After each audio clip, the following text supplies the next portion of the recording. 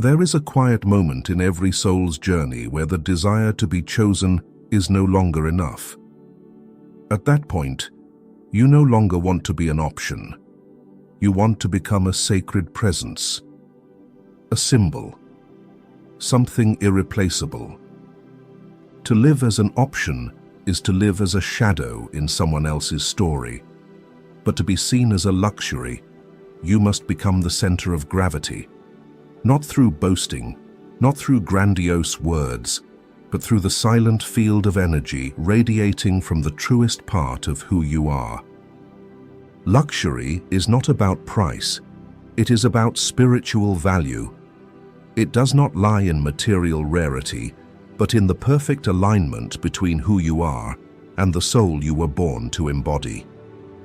There is an other living within you, someone you have never fully known. This one does not speak in words. They appear in dreams, in vague tremors, in the glance you cast in the mirror when you no longer recognize yourself. They see you in a way that is entirely different from how you have ever seen yourself. And it is from that place that the process of becoming a living symbol begins. True luxury is not found in polished appearances, but in a presence that is deep, layered, mysterious, impossible to look away from, even before you speak a single word. It begins with the bravest act of all, to go inward and remember who you are. Sign 1. Remember who you were before the world told you who to be. There is a primal longing buried deep within each of us, to live truthfully. Not to live for approval, applause, or recognition, but to simply be yourself without asking for permission. Yet most of us have forgotten this.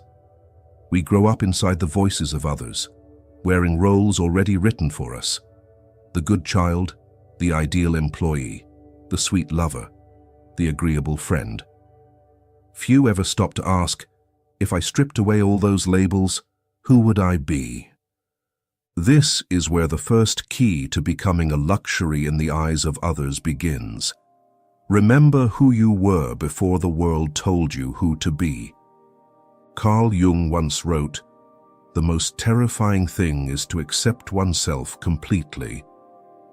It's terrifying because to remember who you are, you must accept your whole self, including the parts that aren't polished, the memories kept hidden, the desires once labeled as wrong. But it is within that darkness that the soul begins to awaken. Jung called this darkness the shadow. The rejected parts of ourselves we must face and integrate instead of denying.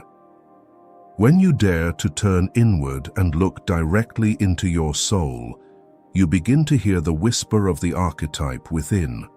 It doesn't shout, it doesn't compete, it whispers. Each of us carries an archetypal story written into our flesh and the collective unconscious. The lover, who sees beauty in the fragile. The wanderer, who always walks toward the unknown. The alchemist, who turns wounds into light. The leader, who doesn't command but inspires others to follow willingly. These archetypes are not roles to imitate. They are essences to return to. No matter the era or culture we live in, ancient patterns echo inside us, living symbols of the soul. Take the example of Eliza, an ordinary interior designer mentioned in the model text. She once tried to please every client, lowered her prices to be more accessible, and created designs that were pretty but forgettable. Until one day, standing before the statue of Terpsichore, the muse of dance, she broke down in tears, not because of the art, but because she saw herself in it. She was not someone who arranged furniture. She was a muse, a soul that awakened spaces. From that moment, she stopped marketing herself as affordable. She began transmitting on the frequency of her true archetype, graceful, inspired, and profound. Clients came to her not for design services but for a transformation in energy. Likewise, Jung wrote, "Who looks outside dreams, who looks inside awakens." This is not vague philosophical advice. It's a compass for becoming a living symbol. When you stop chasing external validation and return inward, you no longer need to impress. Because when you live aligned with your archetype, your presence becomes a field of force. People are drawn not because you try to attract them, but because you mirror something their soul has been searching for. To be seen as a luxury, you must remember what you once knew before being taught to forget. You were already one of a kind. Not because you tried to be special, but because by nature, you are a living symbol, an archetype waiting to be named. When you live in harmony with that symbol, you don't need to shout. You don't need to explain. Your presence becomes an experience. And in a world full of noise, that experience becomes rare.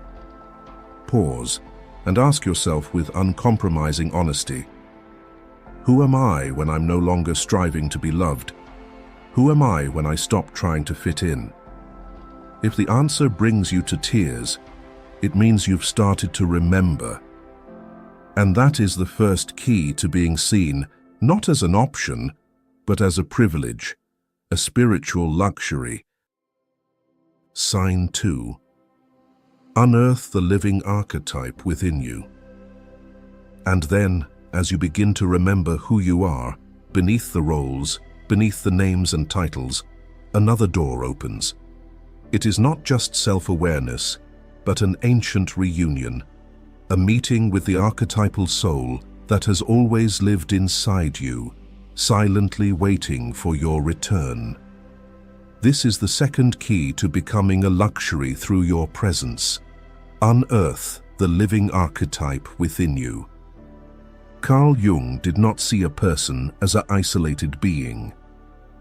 In The Archetypes and the Collective Unconscious, he wrote, "The collective unconscious appears to consist of mythological motifs or primordial images, for which reason the myths of all nations are its real exponents. Beneath the layer of personal consciousness, we share a spiritual landscape filled with symbols, primal images, and archetypes that have existed since the dawn of humanity and continue to live in the collective unconscious to this day. They are not just religious figures or mythological characters. They are the symbolic blood flowing through every soul, the frequency you emit when you live in alignment with your essence. Have you ever felt an intense pull toward a certain figure, a guide, a healer, a warrior, a rule breaker forging their path? That is not a coincidence. That is the archetype within you knocking, demanding to be lived, to be expressed. When you don't know which archetype lives in you, it's easy to imitate others, follow formulas, and always feel like you don't belong. But once you realize who you are, you stop falling out of rhythm. You begin to live with depth, with color, with a frequency that cannot be copied. Imagine a woman who once worked in finance. Her days were a string of meetings, numbers, and spreadsheets. She was successful by society's standards, but always felt something was deeply off. She began having strange dreams. She was standing in a forest, holding a wand, surrounded by unfamiliar symbols. She felt called, and as Jung once said, dreams are the guiding words of the soul. She began studying tarot, astrology, and symbolic healing. Slowly, she left finance behind and became an archetype, a transformer of energy through her deep understanding of the spiritual. She was no longer someone with an MBA. She became a sacred, living space.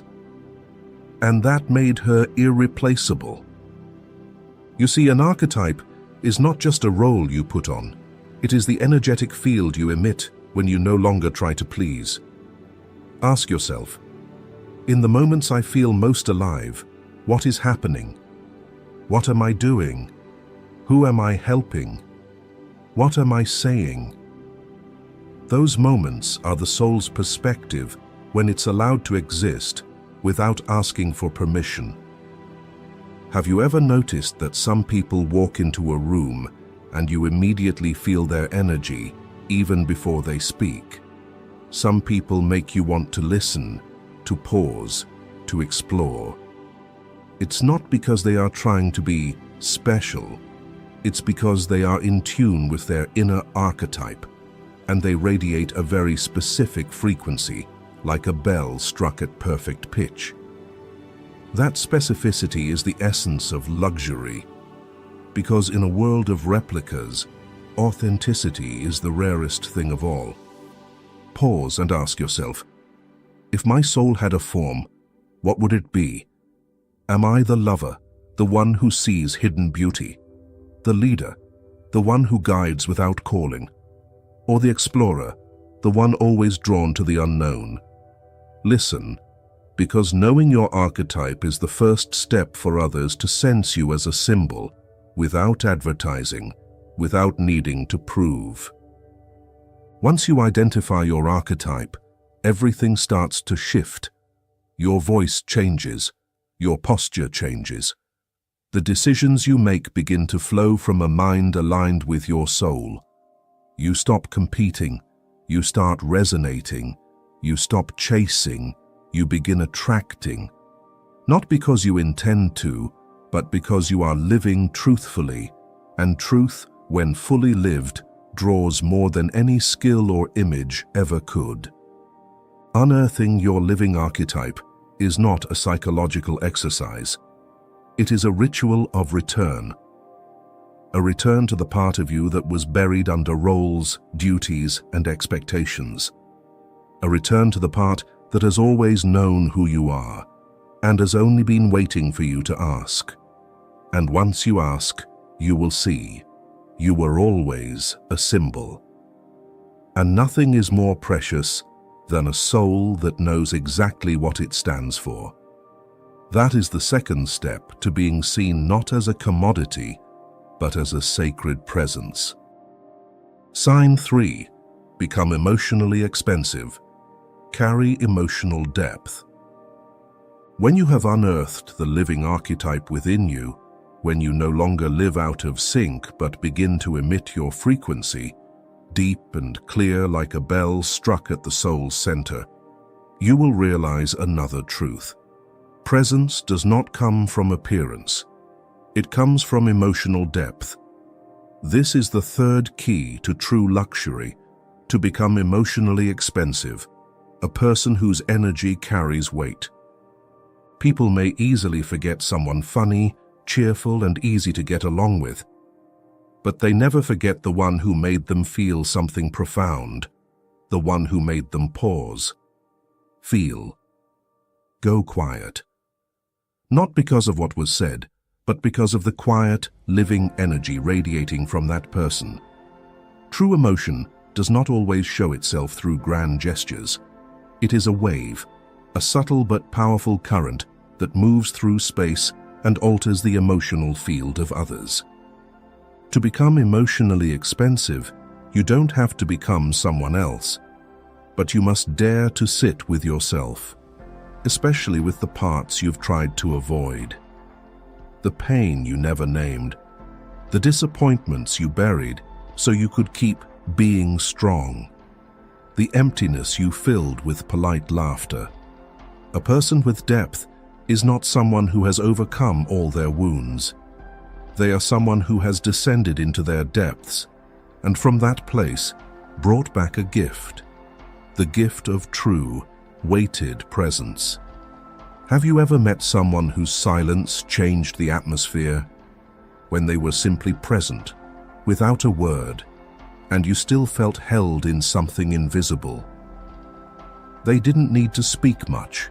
They didn't need to stand out, but you remembered them because they gave you a sense of safety, authenticity, and depth. That is the signature of someone emotionally expensive. They are not always around, but when they are, they shift the room. Jung said, "The meeting of two personalities is like the contact of two chemical substances. If there is any reaction, both are transformed." A real encounter between two people is not small talk. It is soul chemistry.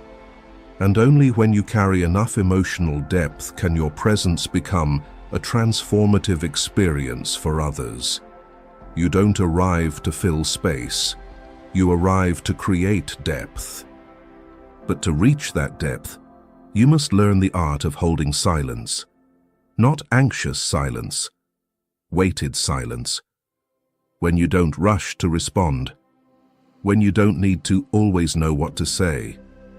When your inner stillness allows others to hear themselves more clearly when they are near you. That is a magnetic field, not impulsive, not pressured, not loud, but deeply real. And in today's world, where speed is glorified, where everyone hurries to be noticed, a person who moves slowly, sees deeply, lives truthfully with their feelings without being ruled by them, is a luxury. Someone like that does not appear often, and when they do, they cannot be replaced. Ask yourself, am I becoming someone easy to like or someone who carries weight? Am I rushing to be liked or choosing to live deeply, truthfully, and selectively? Remember, you don't need many people to understand you. You just need a few to truly feel you. And that will never happen unless you begin with yourself. Emotional depth cannot be faked. It is forged through honesty with the self, facing the shadow, and then choosing to act from awareness, not reaction. When you do that, you no longer have to convince anyone. You walk into a room and people will feel it. This person is something real, rare, unforgettable. That is the feeling of luxury, not born of appearance, but from the emotional energy you have spent a lifetime cultivating. Sign 4. Create sacred psychological distance.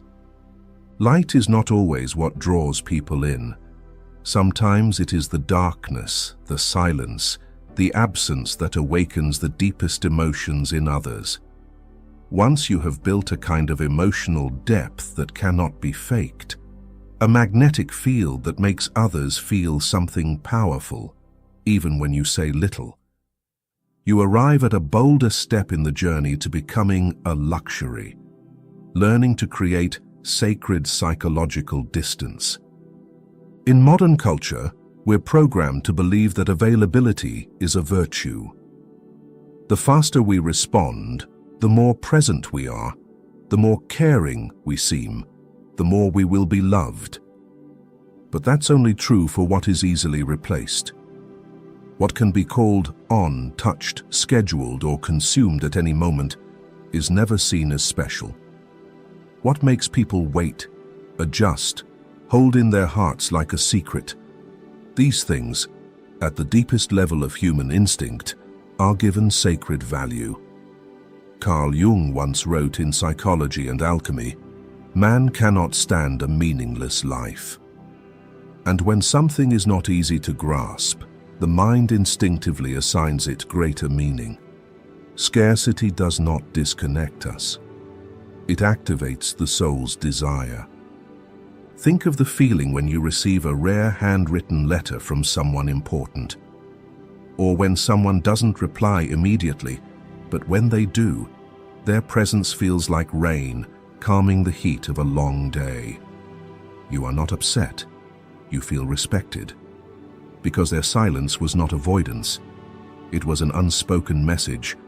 I don't live to respond. I live to choose. And that choice makes their presence feel precious. In the world of intentional living, not always being available is a higher form of love.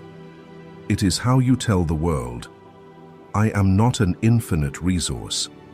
I am current with its rhythm. If you come to me, you must respect my silence as much as my words. Jung called this individuation, the process of separating from unconscious conformity to become a sovereign being. When you stop reacting to others' expectations and begin living by your own pace, you become unpredictable, bound, and magnetic. You can apply this to your own life. Observe yourself. Do you respond out of fear of being left out, or because you genuinely want to be present? Do you constantly fill the silence with messages, interactions, and small talk just to feel like you still exist? If so, that is not a connection. That is the fear of being forgotten disguised as friendliness.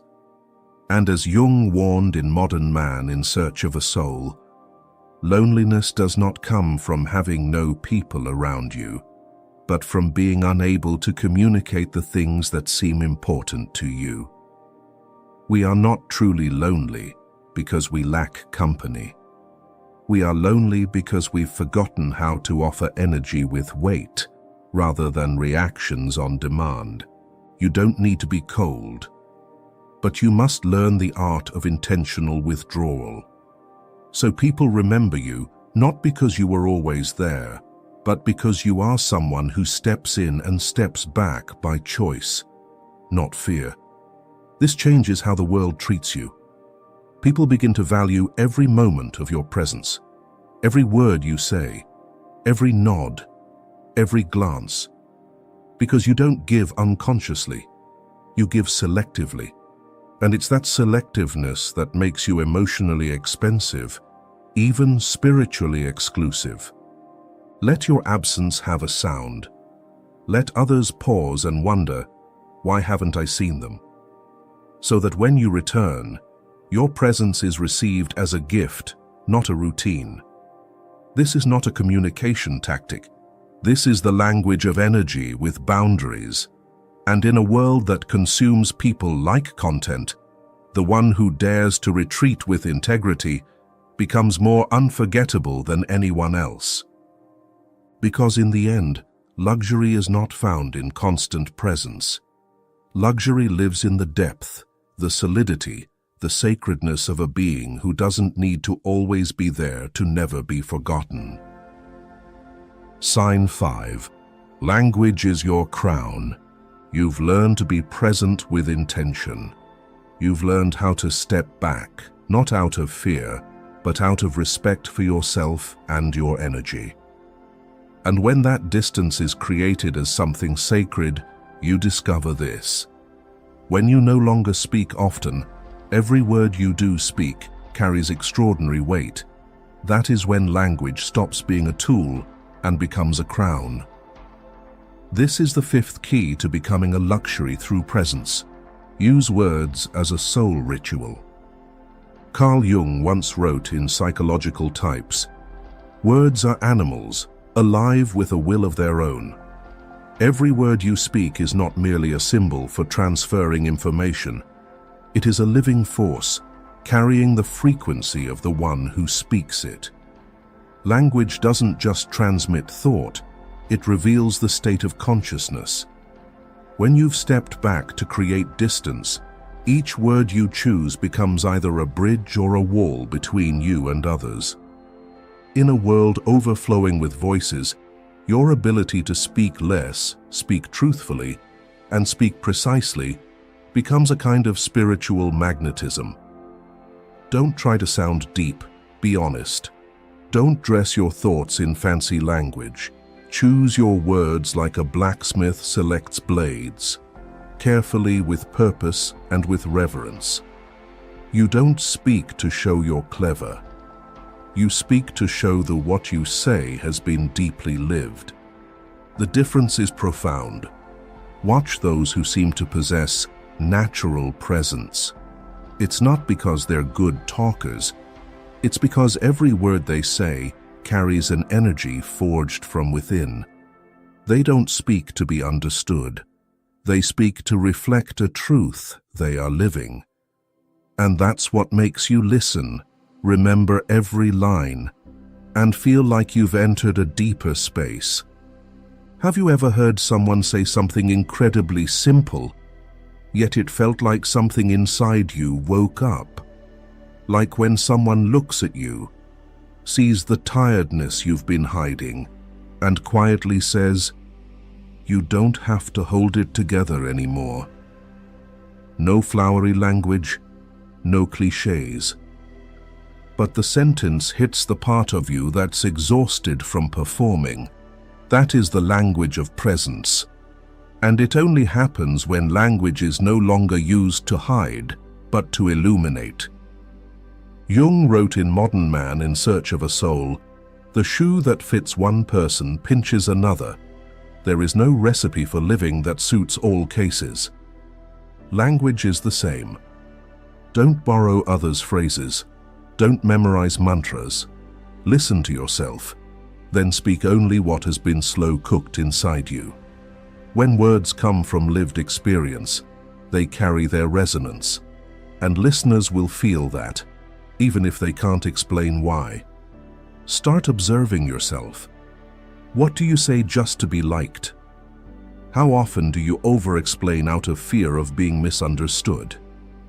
Do you use language to sell yourself short, downplaying your value to make others more comfortable? If so, it's time to reclaim your crown. Speak as if you already know your worth. Use language to set a frequency, not to soothe other people's unease. Your words should filter your listeners, not flatter everyone. Those who are not on your energetic wavelength will not understand you, and that's a good thing. Because when you speak of what is real, only those also seeking truth will listen. The rest you do not need. You don't write captions to be adored. You write as a ritual to summon kindred souls. Once you live with depth, speak with intention, and create sacred space, each sentence you utter becomes a vibration. It needs no embellishment, no explanation, only the truth and the right timing. Like a rare perfume, it lingers long after you've left the room. Language, when used properly, is not just speech. It is a ritual, a form of magic, a crown reserved for those quiet enough to hear themselves before speaking to the world. Sign 6. Aesthetic is a spiritual symbol. Once you've learned to speak less but with precision, your words no longer carry just sound. They carry energetic waves. But even before you speak, before a handshake or a first glance, others already sense you, not through logic, but through an ancient instinct buried deep within the unconscious. This is why aesthetic, beauty felt through intuition, is not merely art. It is a spiritual symbol, and this is the 6th key to becoming a true luxury of presence. Let your presence be felt before it is understood. Carl Jung once wrote in Man and His Symbols, "The unconscious expresses itself more clearly in the image than in the word, and in the action than in the thought." The unconscious does not speak in words. It speaks in symbols, images, colors, sounds, movement, and things that reach the soul without needing explanation. That means you are constantly communicating even before you speak. And what you transmit first and most powerfully is your aesthetic. Imagine walking into a quiet space with soft lighting, harmonious colors, and a gentle scent floating in the air. No one says a word, but you feel that something deeper is happening here. It's not just good decor. It's an unconscious signal, a living symbol telling you, you've entered a different frequency. The person behind that space has done something rare. They've allowed the material world to reflect their inner world with truth. So do you. The clothes you wear, the way you arrange your desk, the colors in your home, the way you use digital space, social media, your website, your email tone. These are all archetypal languages. They either clarify the frequency you embody, or they cloud it. Jung did not see symbols as decoration. He saw them as windows into the unconscious. When you choose to live aesthetically, you are telling others, and your soul, I live with depth, with intention, with discernment. But aesthetic here doesn't mean stylish in a trendy way. It's not copying influencers or Pinterest boards. Aesthetic becomes a spiritual symbol when it resonates with the true frequency of your essence. If you're a healer archetype, your space should carry softness, calm, and serenity. If you're a warrior, everything from your posture to your dominant colors should convey clarity, strength, and simplicity.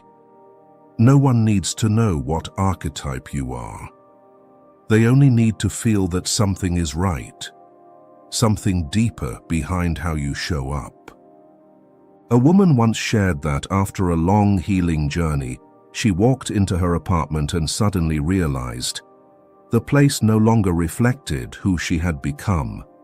The paint on the walls, the old makeup, the college-era curtains, all were relics of a self that no longer existed.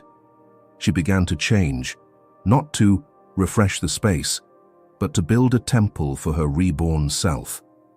Every item she kept or discarded was a ritual, and that space became a map of her transformation. You could feel it just by walking through the door. You can start with small details too. A scent that marks your energy. A color palette that mirrors your spiritual mood. A way of writing captions, replying to emails, or posting photos, not from a place of noise, but from a place of energetic clarity. This doesn't require others to understand. The unconscious doesn't need explanation. It only needs to be felt. And here is a powerful truth. People believe what they feel before they believe what they understand. They don't need your presentation. They need to feel a consistent vibration from you, a style that does not come from trends, but from the harmony between inner truth and outer form. At that point, you are no longer just a person. You are a living signal. You walk into a room, and people don't say, "You look great." They say, "There's something about you, something clear, something real."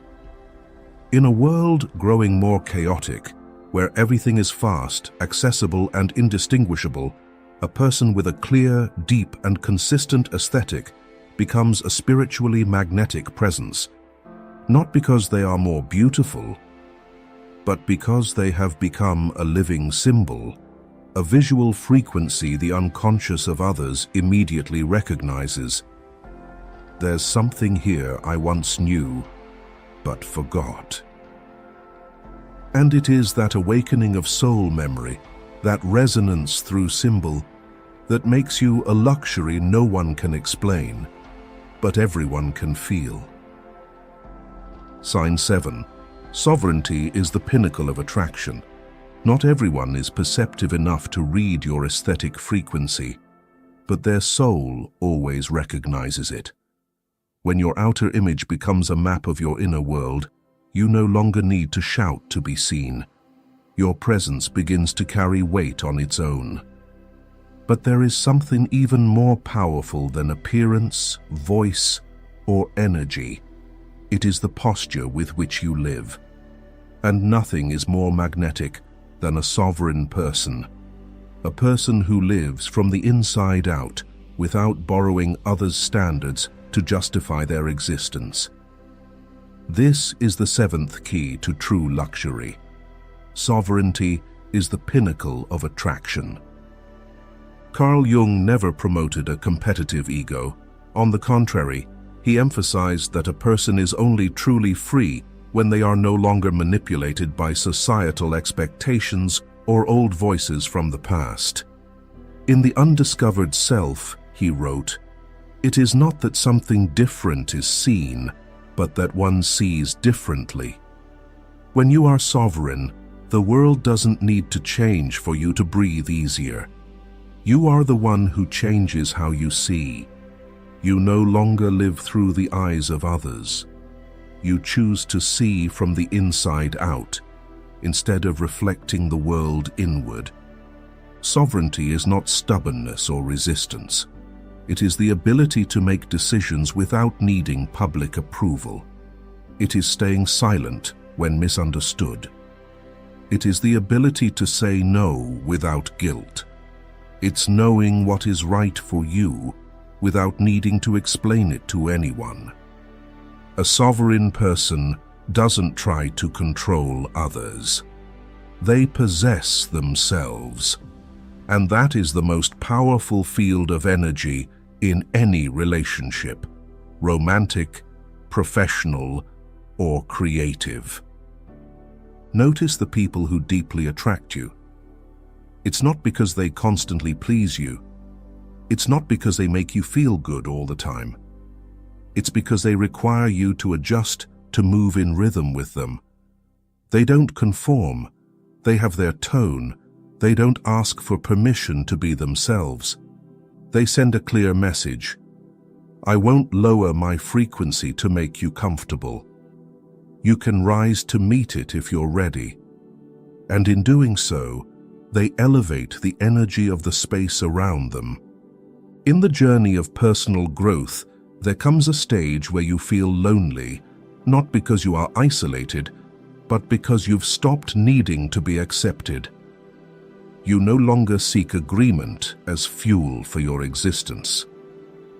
And the paradox is this: the moment you stop trying to be loved, you start to be respected. Not everyone will love you, but those who truly see you will quietly adjust their steps to walk beside you. Jung emphasized that individuation is the process of becoming oneself, whole and indivisible. Wholeness cannot happen if you are constantly bending to fit others. A sovereign person does not need to impress. They only need to be real. And in a world full of imitation and constant adaptation, someone who is real is a luxury. Not because they try to be different, but because they have released the need to be anyone other than themselves. So, take a look at yourself. How much of your life are you living out of fear of rejection? How many of your decisions are made to please someone else? How many times have you shrunk your truth just to avoid being seen as different? If that's happening, it's not a flaw. It's simply a sign that you haven't fully claimed yourself. And when you begin to do that, when you begin to live as if your mind is sovereign territory, others will no longer enter by familiarity. They will enter with reverence. Sign 8. Create an experience with your signature. When you step into a state of sovereignty, not swayed by judgment, no longer living to please, you don't just become self-possessed. You become a living space that carries a unique energy. People no longer come to you for what you do, but for how they feel when they're near you, something they can't quite name, but also can't forget. And this is the 8th key to true luxury. Create an experience with your signature. A person leaves a lasting mark not because they're good, but because their presence has its tone, unmistakable and unreplicable. They don't need long introductions. A single meeting is enough for you to know. This person is different. Like Ray, a barber who became a phenomenon in his community, not because of unmatched haircutting skills, but because of the experience he silently offered. Every client walking into his shop felt held, listened to, seen, and understood. Ray didn't sell a service. He gave an emotional experience so genuine that no machine or big brand could imitate it. Think of the people you've talked about to others, Not because they did something grand, but because being near them made you change something inside. A teacher who wasn't the most accomplished, but whose gaze made you believe in yourself. A quiet friend whose presence somehow made you feel safer with who you are. That is personal impact through energy. It cannot be taught, photoshopped, or upgraded with soft skills. You don't create a signature by doing it well. You create it by being radically real. When you fully embody your archetype, even the smallest details around you begin to carry that imprint. The way you write emails, choose your words, decorate your workspace, and respond to voice messages. These are touch points, subtle imprints others carry in their unconscious, long after you've left. And in today's world, where everyone is selling something, a skill, an image, a service, the person who gives a true experience operates at an entirely different frequency, because you're no longer giving from the need to be validated. You give as a ritual of self-expression, a ritual without words, yet one that reverberates deeply in someone else's emotional memory. So start paying attention to every touch point you create in life.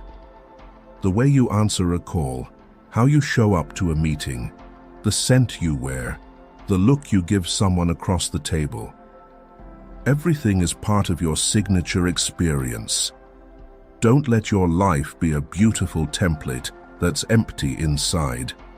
Live as if you are a breathing work of art, and anyone who brushes up against you will never forget the feeling. Because in the end, people don't remember what you did. They remember how you made them feel. And that feeling, if it comes from an unborrowed self, one that exists without needing permission, becomes the most luxurious thing they will ever encounter. Sign 9. Stillness is the ultimate power. After everything, after touching the living archetype within you, after healing and going deep, after speaking the language of the soul and embodying spiritual symbols, after building sovereign posture and crafting signature experiences, there remains one final element. Something no skill can replace, no image can mimic, no strategy can replicate. That element is stillness.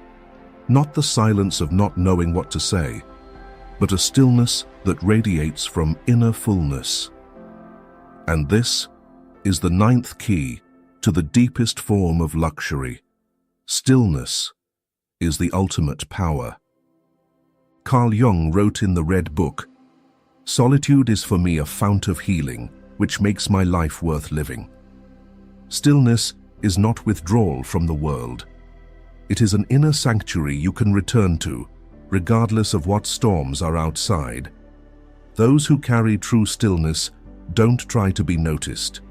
They don't rush to prove themselves. They don't compete or force. Because they have found refuge within, and they live from that place. In a world that grows louder each day, where everyone is racing to speak faster, do more, show more, a person who knows how to pause, who knows how to sit still, to walk slowly, to look deeply, becomes a strangely unforgettable presence. They don't capture attention through performance. They draw you into their space with a quiet peace you didn't realize you were starving for. Think back to the last time you sat with someone in silence and still felt deeply connected, safe and touched. It wasn't because they knew how to listen. It was because they had become a field of stillness.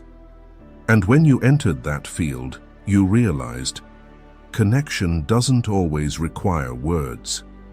Some connections happen only when both souls are quiet enough to speak.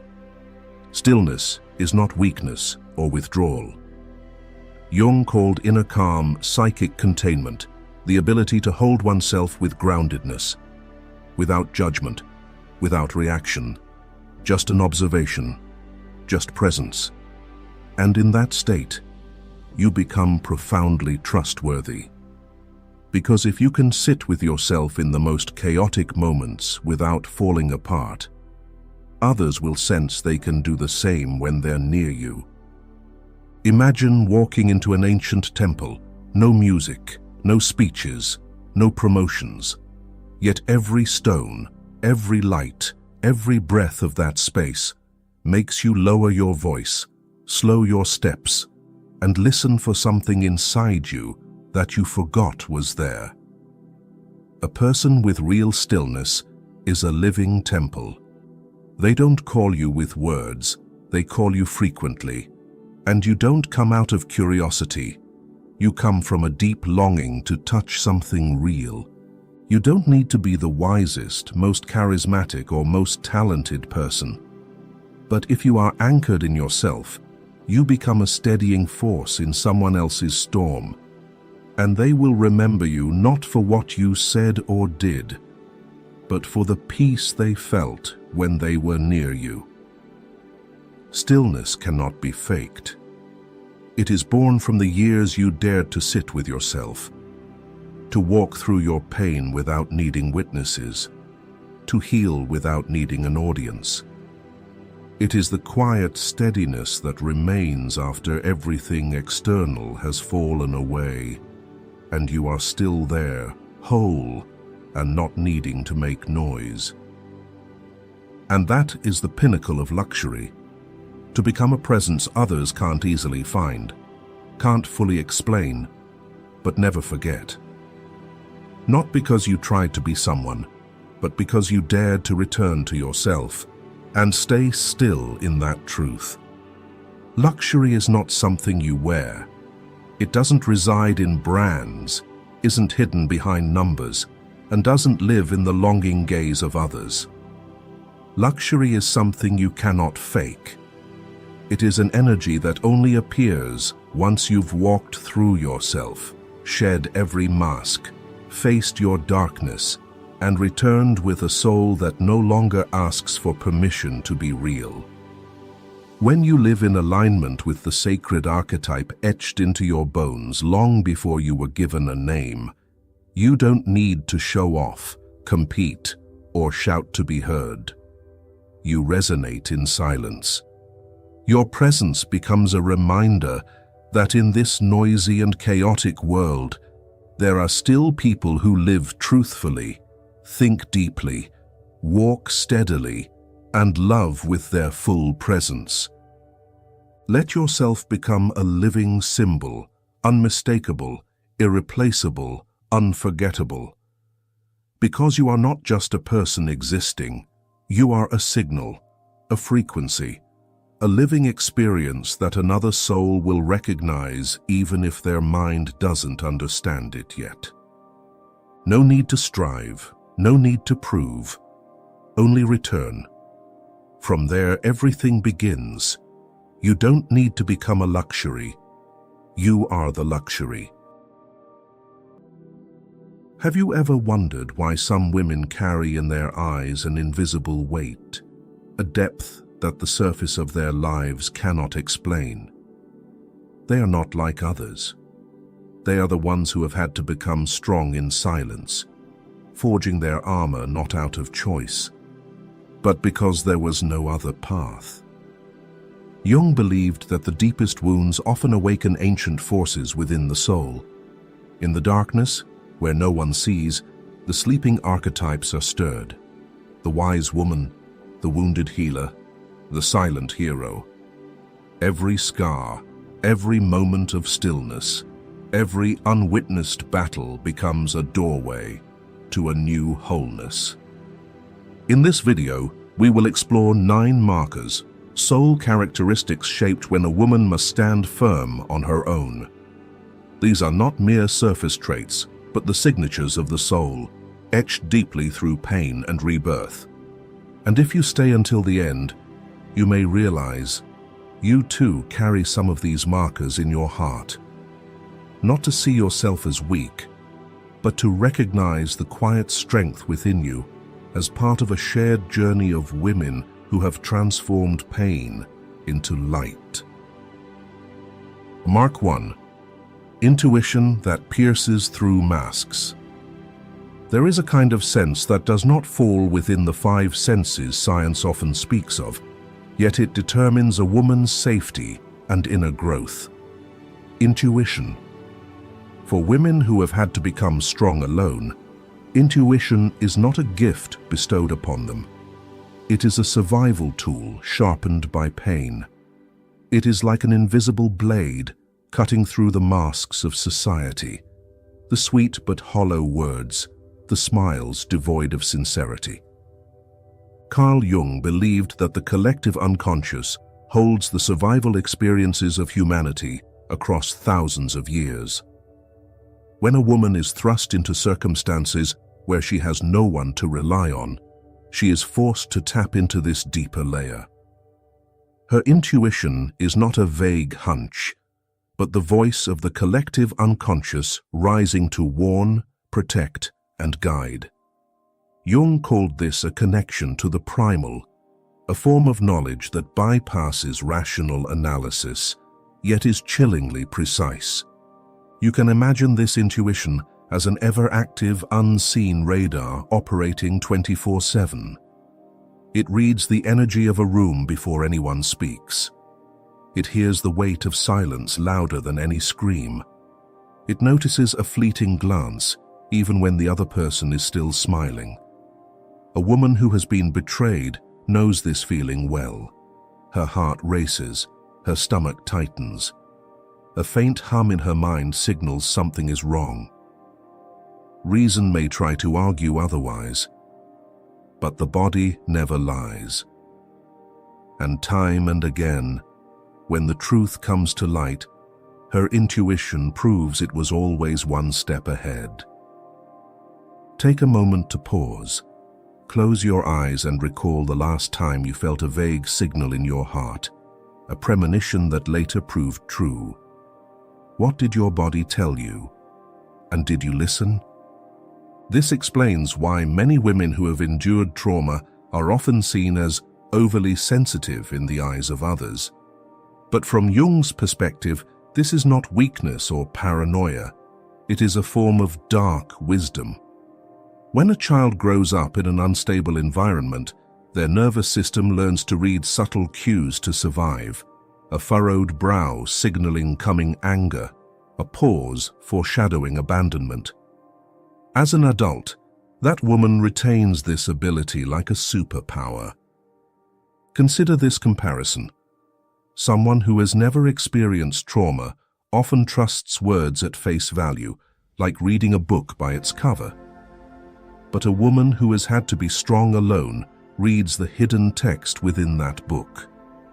She senses the unease behind a confident facade, the deceit beneath flattery. Like a blade slicing through the outer shell, her intuition touches the core of truth. Yet, with this strength comes a burden. When you see too deeply, you see too much. Festive gatherings suddenly reveal their undercurrents of pretense. Relationships become transparent, exposing manipulation from their earliest seeds. The cost of seeing so clearly is loneliness. For when you live by intuition, it's hard to pretend you don't know, hard to turn a blind eye to raw truths. Jung once said, "Our mind has its history, just as our body has its history. The body becomes the most loyal sentinel. Sometimes intuition arrives as a sudden shiver, a tightening in the chest, an urge to leave that reason cannot yet justify." Many women share that trusting these signs help them escape toxic relationships, avoid financial deceit, or even save their own safety. What others call suspicion is, in truth, a refined sensitivity forged from invisible scars. From a modern psychological lens, intuition can be understood as the subconscious processing of information at lightning speed. The brain registers countless subtle cues, tone, micro-expressions, breathing patterns, and glances that the conscious mind doesn't catch. When these cues accumulate, they manifest as a gut feeling. For women who have had to stand alone, this ability is not just instinct. It is a second language of the soul. This sharp intuition is the first marker and the foundation for all they become thereafter. It keeps them safe, helps them discern what is worthy, and most importantly, restores their trust in themselves. When a woman learns to honor her intuition, she no longer lives in a world constructed by others. She lives in a world where truth is felt from its very roots. From this blade, another strength begins to rise, not just the ability to see through others, but the power to stand firm within oneself. And as this inner confidence takes shape, it manifests as a very particular kind of power, silent power. Mark II, silent power. Carl Jung called this the central authority. It is not power granted from the outside, not strength derived from status or titles, but a force born when one touches the authentic core of their being. When a woman endures loss and faces unwitnessed silences, she learns to rise from within. With no one to lean on, she leans on herself. From this self-reliance, a quiet, unshakable power is born. This silent power is like the presence of a mountain. A mountain does not need to roar to prove its majesty. It simply stands, immovable, commanding acknowledgement of its grandeur. A woman who has been abandoned, who has walked through darkness, carries this mountain-like presence within her. She does not need to argue to be believed or shout to be heard. The calm in her eyes, the quiet certainty in her steps, is enough for others to sense. This is someone not easily subdued. In reality, you can feel this silent power. It's the woman who enters a room and shifts the atmosphere without saying a word. It's the colleague who rarely joins debates, but when she speaks, everyone pauses to listen. It's the friend whose presence makes you feel you cannot lie or pretend, as if her very being is a mirror exposing all that is hidden. Jung believed that when someone experiences abandonment or loss, they are forced to find their deepest self. This is a crucial step in individuation, the process of breaking free from societal dependence to become a distinct being. A woman who has had to stand alone is a living testament to this. She builds her sense of self not through others' reflections, but by excavating her inner depths. And when this self is forged in silence, it becomes so solid that it cannot be easily swayed by opinions, gazes, or judgments. You might compare this silent power to a smoldering flame. It does not flare up to draw attention, but it never goes out. It burns within her, giving her steps certainty, her decisions resolve, and her existence an authority that needs no permission. Others may not name it, but they feel it. This is someone who has met herself, who has faced and transcended her own darkness. Yet this very strength can sometimes unsettle others. Society is accustomed to women who are gentle, accommodating, and seeking approval. When faced with a woman who needs none of that, many feel challenged. But this is precisely what sets her apart. Silent power is not about pleasing others. It is a reminder to the world that she is no longer small. Jung emphasized that true strength lies not in domination, but in inner unity. When you are no longer torn by conflicting desires, to be loved yet fearing abandonment, when you dare to stay with your true self, you emanate a unique energy. Others may call it presence, but in truth, it is the mark of a soul far along the path of individuation. And perhaps what makes silent power so compelling is this. It is not loud, not ostentatious, yet it touches the primal respect within others. It's as if a quiet voice within them whispers, "This is someone who has conquered themselves." Mark 3. Knowing how to be alone without breaking. Silent power enables a woman to stand firm in the outer world. But there is a harsher challenge, the inner world.